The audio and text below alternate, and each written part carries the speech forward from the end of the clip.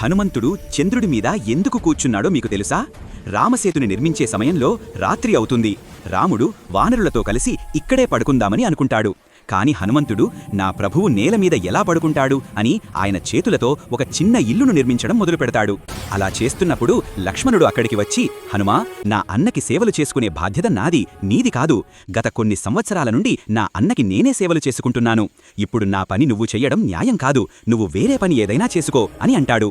హనుమంతుడు నవ్వుతూ, నన్ను క్షమించండి, నేను ఇది తిరస్కరిస్తున్నాను. నేను కూడా నా ప్రభువుకి పరమభక్తుడిని. నేను కూడా నా ప్రభువుకి సేవలు చేసుకోవచ్చు అని చెప్పి పనులు చేస్తూ ఉంటాడు.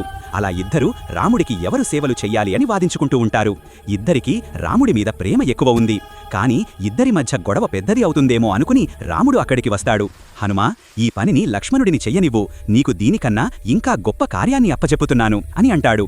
హనుమంతుడు, సరే స్వామి, ఏంటో అది చెప్పండి అని అంటాడు.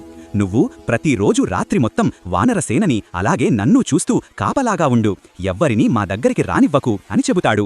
హనుమంతుడు, సరే స్వామి, మీ ఆజ్ఞ అని ఒక పెద్ద పొడవటి చెట్టు మీదకి ఎక్కుతాడు. అక్కడి నుండి చూస్తుంటే మొత్తం వానరసేన అస్సలు కనపడదు. సరే అని ఒక పెద్ద కొండ మీదకి వెళ్లి చూస్తాడు. అక్కడి నుండి కూడా మొత్తం వానరసేన కనపడదు.